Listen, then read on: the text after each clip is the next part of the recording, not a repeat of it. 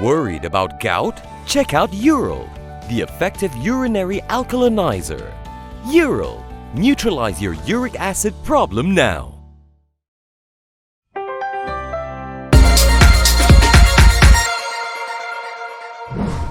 This is KiniNews and I'm your host Prasad.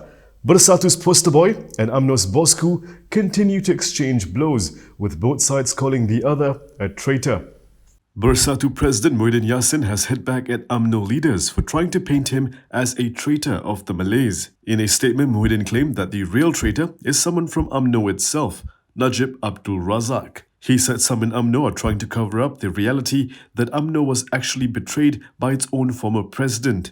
Muhyiddin said Najib was the one who let the 1MDB scandal get worse when it came to a stage that the majority of the Rakyat hated Umno. Muhyiddin said Najib had even sacked him from the Deputy Prime Minister post in 2015 just because he suggested that the 1MDB issue be investigated transparently. Muhyiddin was Umno Deputy President and also Deputy Prime Minister, both posts which he served under Najib's leadership before he was sacked for going against the then Premier. He then founded Bersatu together with several others and joined forces with PKR, DAP and Amanah to defeat Umno in GE14. In his Facebook post, Muhyiddin also criticized Umno leaders whom he branded as the court cluster for allegedly pushing for the Johor state election. With COVID-19 cases soaring, Lim Guan Eng wants to know what the government's plan is. But for that to happen, he'll first need to locate the Prime Minister, who he says is missing. DAP leader Lim Guan Eng is trying to locate Prime Minister Ismail Sabri Yaakob. In a Facebook post this afternoon, Lim wrote, quote, "Hello Ismail Sabri, where are you? Let us fix a date for the next meeting to discuss how to tackle the Omicron wave." According to Lim, the Special Committee on Pandemic Management had not convened since November 5th last year, when it should be holding weekly meetings. Lim also published an image of the Prime Minister with the caption, quote, "Hilang" or missing. The image also stated, quote, "Help Malaysia locate the chairperson of this special committee." Today, Malaysia reported more than 20,000 new COVID-19 cases. In September last year, Ismail Sabri said the rebranded Special Committee on Pandemic Management would also include representatives from the opposition.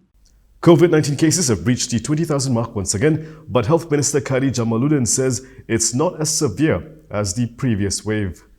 The Health Ministry today reported 20,939 new COVID-19 cases. This is the highest number of new cases in 154 days. As of last night, the R number for Malaysia has reached 1.51. A R number of more than 1.0 suggests that the spread of COVID-19 was accelerating. At the state level, every state has a figure above 1.0. The highest figure was observed in Labuan with 2.17. The number of people who have been hospitalized due to COVID-19 is also up 97% compared to 2 weeks ago. In Sabah, the situation is very acute, with 875 COVID-19 patients hospitalized, up 161% compared to 2 weeks ago. Only 13.5% of Sabah's population has received their COVID-19 booster vaccine, far below the national average of 39.8%.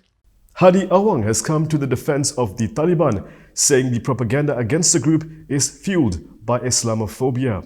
Special Envoy to the Middle East Abdul Hadi Awang has linked anti-Taliban propaganda to Islamophobia. This is after he was criticized for meeting Taliban representatives during his working visit to Qatar last week. In a statement today, Hadi said many had been swayed by anti-Islam media, which sought to portray the Taliban as an extreme form of the religion. This, he said, included allegations that women were forbidden from education, a charge he denies as being accurate. Hadi added that it was illogical that men would become doctors, nurses or midwives for devout Afghan women. The Taliban has assured that women will have a right to education during its second rule of Afghanistan. However, there have been reports that Taliban fighters have closed girls' secondary schools and barred women from public universities in some parts of the country. The group said all Afghan girls would be back in school by March. The Taliban also asked female medical workers to resume work back in August. On February 4th, Hadi had met with representatives of the Taliban in Doha, Qatar.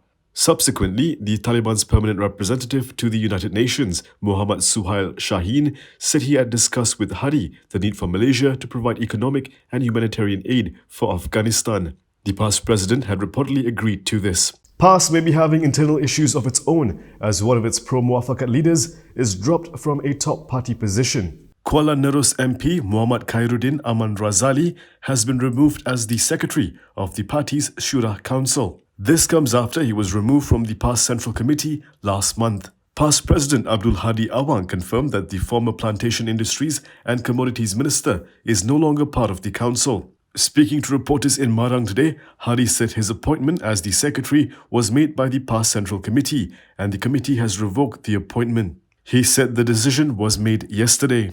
Khairuddin is among a group of leaders who are opposed to Hadi's strategy of forging stronger ties with Bersatu under the Perikatan Nasional banner. They prefer the Islamist Party to consolidate their alliance with Umno under Muafakat Nasional. Other leaders aligned with Khairuddin include Nik Abdul Aziz and Muhammad Zudi Marzuki.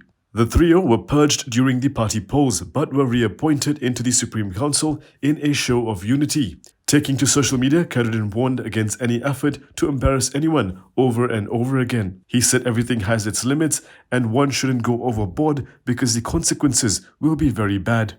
1MDB's civil action against Najib will have to wait until his criminal case is dealt with first. 1MDB's $8 billion civil action hearing against Najib Abdul Razak and several others will not proceed until the disposal of the former Prime Minister's related criminal case. This was the mutual agreement reached between 1MDB and Najib during case management before the Kuala Lumpur High Court this morning. Najib's lawyer Muhammad Shafi Abdullah confirmed that both sides agreed for the civil action not to go for its full hearing until the completion of the UMNO leader's ongoing corruption trial involving 2.28 billion ringgit of 1MDB's funds. The separate 1MDB criminal trial against Najib is set to proceed for continuing hearing on March 14th. Incidentally, in relation to the same civil action, the High Court 3 days ago issued a Mariba injunction order against Najib over $681 million in assets. It is understood that the hearing of the former Prime Minister's application to set aside the court order will proceed before the High Court on February 21st. Among the effects of the Mariba injunction is that Najib will only be allowed to withdraw up to 100,000 ringgit monthly from his bank accounts to meet his living expenses. Investigators found no signs of foul play in the fire that burnt down the Kota Kemuning Assemblies of God Church. The fire that destroyed a church in Kota Kemuning, Shah Alam last week did not involve any foul play. This was confirmed by fire investigators yesterday. Selangor Fire and Rescue Department Director Nur Azam Khamis told Malaysia Kini that their forensics department found no foul play or criminal elements in the incident. However, Nur Azam did not reveal what had been established as the cause of the fire. It was reported that a blaze at 11 p.m. on February 2nd had almost totally destroyed the Kota Kemuning Assemblies of God Church. A total of 25 firefighters with 4 fire engines were dispatched to the scene. They took about 30 minutes to put out the fire. No casualty was reported. And that is all from me today. For more stories, you can go to KiniTV.com. You can also follow us on Instagram, Twitter, YouTube and Facebook for the latest news updates. If you'd like to support independent media, do consider subscribing to MalaysiaKini.com. Prasad, thank you for watching.